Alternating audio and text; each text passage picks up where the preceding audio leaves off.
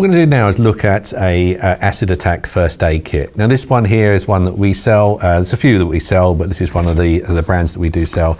The advantage of this kit, it's a backpack, so you've got straps on there, you can easily carry it. It's got candles at the top, so you can put this on a hook if you need to leave it somewhere, or if it's going in a vehicle.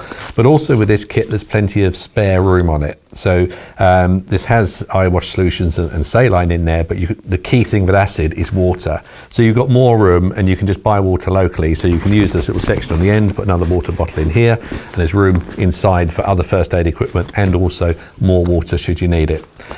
So first off, it's clear label on the front that it's a first aid kit. So you've got all the things. This is actually held on with Velcro. So if you've got your own sign, you want to make it slightly different, you want to put this acid attack, you can actually change that. You just peel that one off and put another one on with Velcro. In the front pocket, first off, all we got in here is some spare saline solution. These have got the eye cap on the top as well, so it's very easy to wash someone's eye out. You literally need to flush that out, but you can also use them for just the solution in there if you need to wash it off skin. So in the front, there's 2 of those in there, but you can get more water in there should you need it. Moving on to the inside, this kit will open right up. So you literally just open it right up and everything's there where you need it. So looking through the items in here, at the top you've got some goggles. If there is acid floating about, it's a good idea to protect yourself, because it's really important that you don't get this acid on yourself, because if it's burning a patient, then it's going to burn you as well. So pop the goggles on yourself, and then that will keep you safe. There's also in here some gloves. These are special gloves, gauntlet type gloves, because you again don't want to get it on your hands. So your hands are protected and also your eyes are protected. In the top here, there is some more of these irrigation solutions, which are for eyes or also for anywhere on the skin.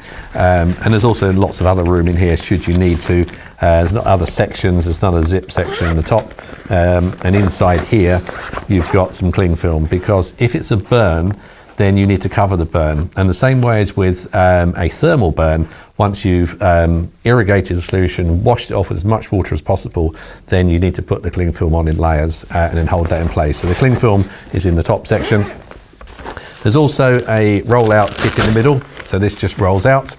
In here, you've got a mask, because not only you need to protect your eyes, also your hands, but also you don't want to breathe in any acid or any acid vapors or get it around your mouth if it's in the environment. A couple of dressings here as well. So once you've put the cling film on, these dressings can hold the cling film in place. In this section in the middle here, there are some steri pods. These are just small pods that, if you need to squirt water towards someone or smaller areas, they're very, very useful. This kit comes with 2, but you can always get more of those.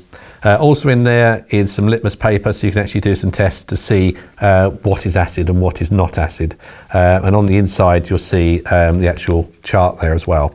So you can look at it. So if you're not sure if something's water or something is acid, you can put that onto the skin and actually see what color it is. And whatever color it ties up to on here, you'll see whether it's extremely acid, but also extreme alkalines. With these kits and with acid attack, we call it acid attack, but it may well be a very, very strong alkaline solution. So the papers will be able to check that for you as well. Final thing is in this middle section here is a little first aid guide. Some scissors to cut away any clothing, because if you've got acid on the clothing, then it's going to carry on burning, so try and remove that. But just be cautious if the clothing is actually burnt into the skin. You obviously don't want to be pulling that off, you're going to have to just cut around it. And then finally here is a biohazard bag to actually put any of the stuff in. So put anything in there that you've taken off. So if there's bits of clothing with acid on, pop them in there. The key thing is you want to make sure that anything we remove, we then don't burn somebody with it, whether that be the casualty or yourself.